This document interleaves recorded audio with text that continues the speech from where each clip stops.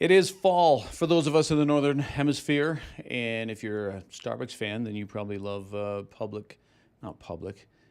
pumpkin spice lattes. I don't like that, but anyways, we're getting into that time of year.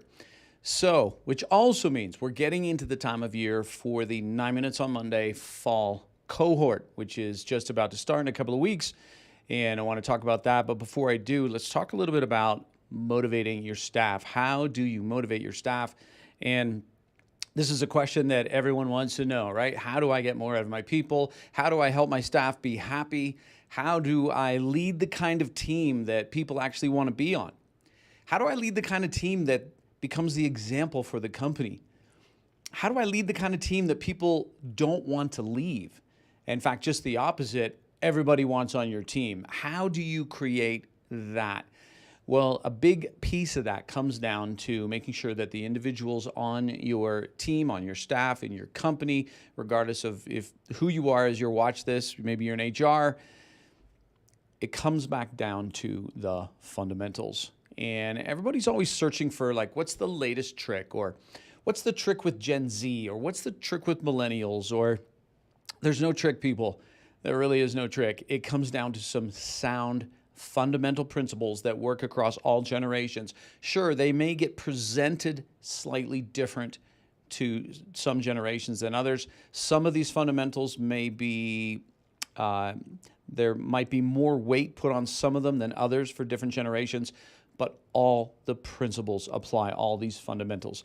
And what I'm talking about is the engagement drivers, the 9 engagement drivers that ignite a fire in people's hearts. So let's just walk through those 9 really quickly. And I know you probably can't see the little graphic there in the side, but these are the 9 engagement drivers. And what I'm going to do is I'm actually going to walk through the first 3 of them, because we don't want to turn this into a workshop here. You're busy, right? You got things to do, which is actually why these engagement drivers are perfect for busy people. So the engagement drivers, think of them as they're actually linked to emotional and psychological needs that we have. And when these needs get met, it creates motivation from within us. Right?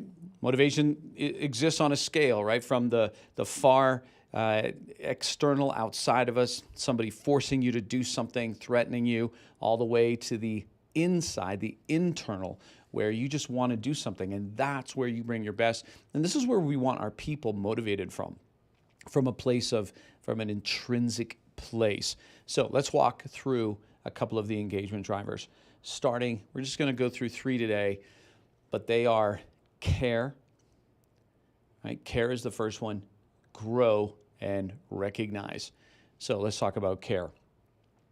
At the end of the day, nobody wants to be a number.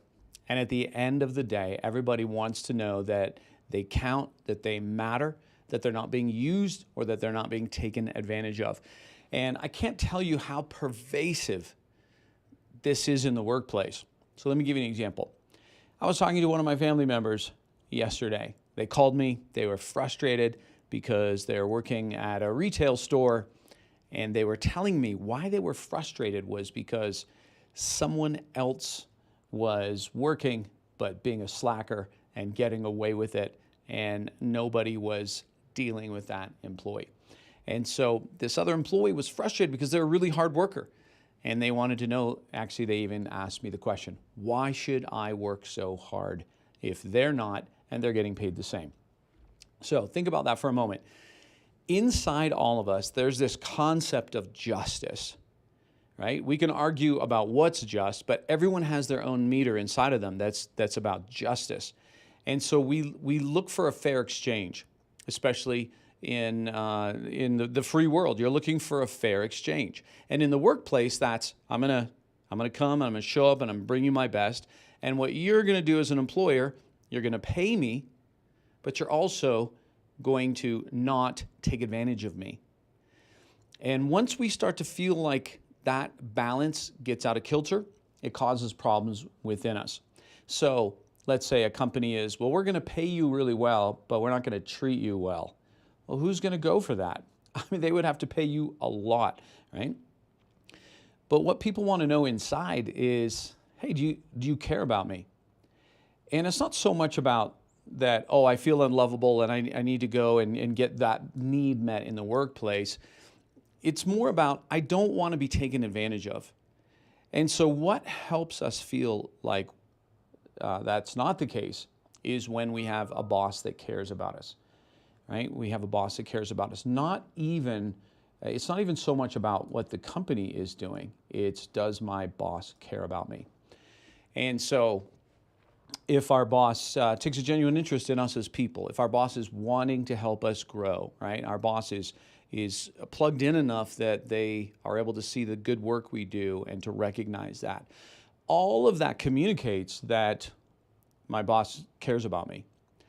And the moment we start to think, nobody cares about me around here, we want to even the scales, and what people, I'm telling you, what your people are tempted to do, whether they do it or not is another story, but what they're going to be tempted to do is to pull their effort.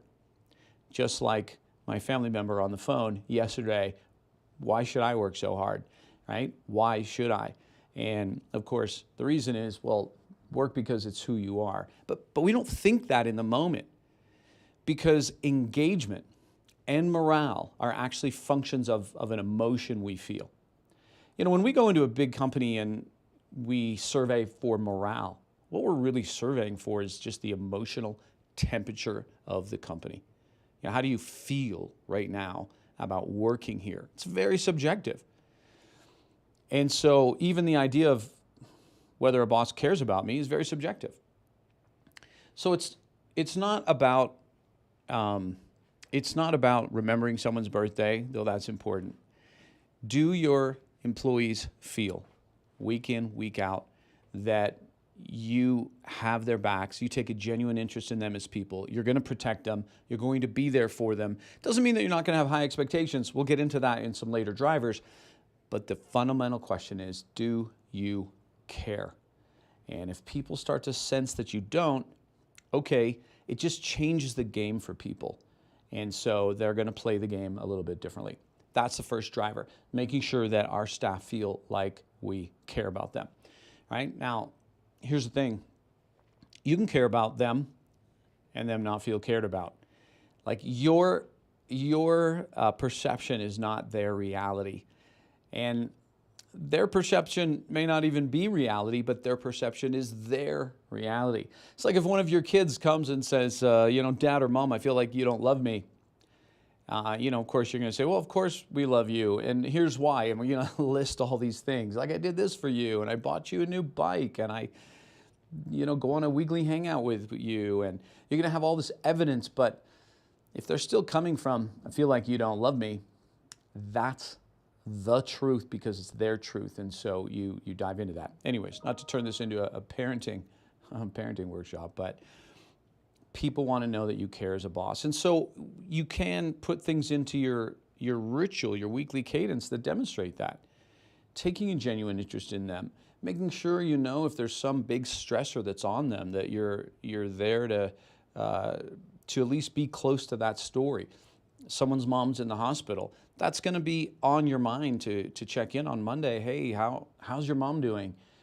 Because you want to know what happened over the weekend. It shows that you care. Hey, how was your son Joey's soccer tournament on the weekend? You guys were out of town. How did that go? Questions like that, genuine interest, show my boss cares. The second driver has to do with growth. People want to feel like they are growing and that they are being developed. And in fact, a lot of employees will look above them and they won't see a path, or they won't see a seat at whatever the table is above them. And so when that happens, people realize, I'm in a dead-end situation here. And so they may stay for a while, but plan B has now been hatched. It's like, well, I'm going to have to go someplace else. Unless they begin to feel like they're being developed and they're growing and there's a plan for them, even if there's no seat, that they're still being developed. So for example, maybe you have a staff member and the kind of promotion they want, that's not going to be open for years and years and years, right? Unless something changes. And so what do you do in that situation?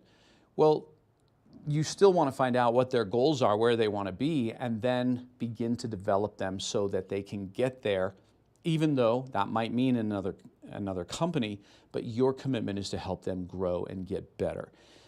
And by doing so, you're still going to lose them probably, because if there's no seat, but you're going to keep them a lot longer. But more importantly, about the present, they're going to be more engaged, because they're going to feel like, I'm growing here, and that's a huge engagement driver. The third engagement driver has to do with reward and recognition. Now, reward and recognition, it's the simplest thing that you can do to encourage staff, to encourage the heart. And it literally takes 10 seconds. 10 seconds, and it's free. But a lot of people don't recognize their staff, not because they don't appreciate them, but just they're not thinking. They're just so busy. And you know what it's like. You get into the office on Monday or whenever your first day is, and it's just 1,000 miles an hour. I have yet to go to a company where people are just sitting around like, oh, we have nothing to do. Oh, it's sure boring here. Said no one ever. Like, everyone is always just going. And so what we want to do as leaders is make sure that we're identifying the things that are good and reinforcing them and recognizing great behavior. See, as leaders, our job is to produce results, which often means we got to optimize, right? We got to fix things. We got to spot a problem and make it better. And so when we have those glasses on, that's what we see. What's not good, what's not good, what's not good. And as a leader, you have to wear those glasses. I'm not saying you don't, you have to. There always needs to be a bit of discontent inside every leader. Not unhappiness, but discontent. Like, how can this be better? But if we're only wearing those glasses, then we miss the other ones, which is, wow, look what you're doing. That's amazing. Look how you handled that situation. Look how you're growing. Hey, I want to talk to you a little bit about the comment you made in the boardroom yesterday and how amazing that was, right? And here's why. If we're not having a constant diet with our staff of that, then we're losing out on this fuel. Now, you might say, oh, my staff don't really need that. Well, I'm not saying they're going to quit without it. What I'm telling you, though, is they're going to be more engaged when they have that positive reinforcement of the things that are good. Harvard Business Review published a study where they looked at high-performing teams, and they found that the best teams had a ratio of 5 to 1, 5 things of positivity for every one that was, hey, this needs to get better, 5 to 1, right? A lot of leaders, that's completely reversed. It's 5 things of what people need to do better with every one thing that they're doing well. So these are 3 of the engagement drivers that we cover when we go through the 9 Minutes on Monday 10-week program. And the fall cohort is coming up. You'll hear me talking about it a lot over the next few weeks. Basically, in the program, what we do is we teach you all 9 engagement drivers, but then we teach you how to implement them in literally only minutes a week. That's why it's called 9 Minutes on Monday, because of the framework that we use. So if you're looking to improve your leadership, or if you're an HR or you're a business owner or you're a CEO who's here and you're looking for your leaders in your organization, your managers, to raise the bar in how they lead and to start getting people more intrinsically motivated so they bring their best, they bring their creativity, their perseverance, they're more resilient as a staff, then you have to tap into these engagement drivers. Then definitely jump into the 9 Minutes on Monday fall cohort. It's coming up. There's links probably below this video. If not, go to our website, jamesrobbins.com, and you will find it there. But the link here on this page below me, jamesrobbins.co/live. If you go there, you'll find all the details for the fall cohort for 9 Minutes on Monday. And be good to see you there.